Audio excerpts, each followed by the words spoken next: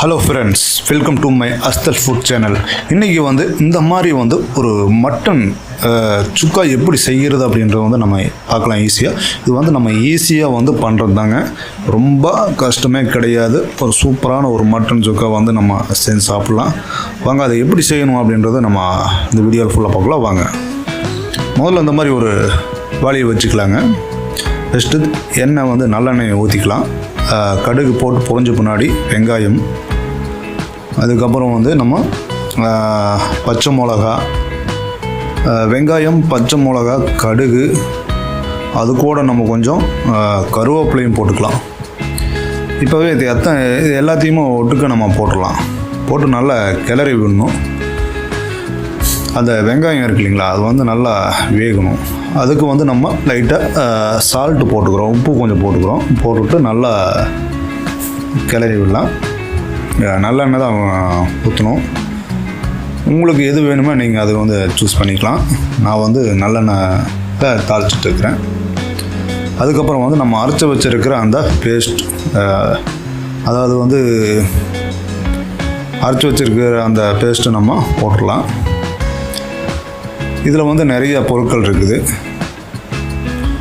தேங்காய், தக்காளி, ஜீரகம், இந்த மாதிரி. இது கூட நம்ம அடுத்து இந்த மட்டன் மசாலா, கறி மசாலா, மிளகாத்தூள், இதெல்லாம் நம்ம ஆட் பண்ணிக்கிறோம். ஆட் பண்ணிவிட்டு நல்லா கிளறி விட்டுக்கலாம். நல்லா வேகணுங்க. நம்ம அதை போட்டு அந்த பேஸ்ட்டுக்கு இல்லைங்களா, தேங்காய் துருவல் பேஸ்ட் நல்லா வேகணும். அதுக்கப்புறம் மட்டனை போட்டுக்கலாம்.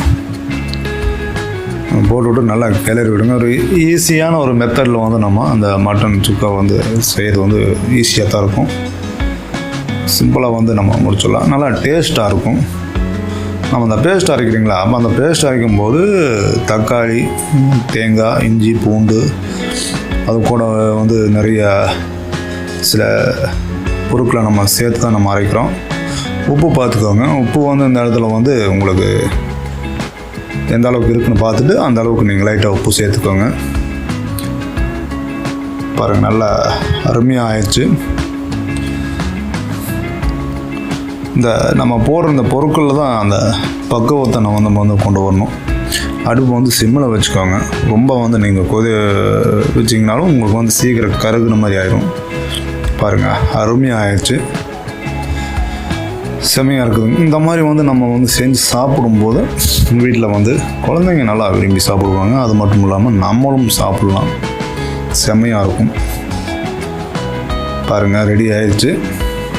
சிம்பிளான ஒரு மெத்தடில் நம்ம மட்டன் சுக்கா செய்கிற பாருங்கள். பச்சை மிளகாலாம் போட்டு நல்லா ஃப்ளேவரை பார்க்குறதுக்கு அருமையாக இருக்குது. கண்டிப்பாக ஒரு டேஸ்ட் செமையாக இருக்கும். நீங்களும் இந்த மெத்தடில் உங்கள் வீட்டில் செஞ்சு பாருங்கள். ஒரு அருமையான ஒரு மட்டன் சுக்கா வறுவல் எப்படி பண்ணுறதுன்னா ஏதோ இப்படி தான். ஒவ்வொருத்தரும் ஒவ்வொரு மெத்தடில் பண்ணுவாங்க. நான் இந்த மெத்தடில் தான் செஞ்சுருக்கேன். பாருங்கள் எந்த அளவுக்கு இருக்குன்னு. அப்படியே சாதத்தை நம்ம போட்டுக்கலாம்.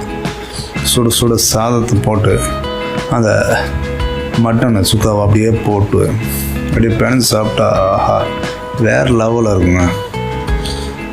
அந்த மட்டன் சுக்காவும் அந்த சாதத்தை சாப்பிடும்போது அந்த அளவுக்கு இருக்கும். அருமையாக இருக்கும். கண்டிப்பாக நீங்கள் இந்த மாதிரி ஒரு தடவை உங்கள் வீட்டில் செஞ்சு ட்ரை பண்ணி பாருங்கள். அருமையாக இருக்கும். சூப்பரான டேஸ்ட் இருக்கும். சரிங்களா? இந்த வீடியோ உங்களுக்கு பிடிச்சிருந்தால் லைக் பண்ணுங்கள். மறக்காமல் நம்ம சேனலை சப்ஸ்கிரைப் பண்ணி ஃபாலோ பண்ணுங்கள். பிடிச்சிருந்தேன்னா ஷேர் பண்ணுங்கள். சுட சுட நம்ம ஒரு மட்டன் சுக்கா செஞ்சு நம்ம இப்போ சாப்பிட போகிறோம். சரி ஃப்ரெண்ட்ஸ், நான் அடுத்த வீடியோவில் உங்களை சந்திக்கிறேன். எனக்கு நன்றி, வணக்கம்.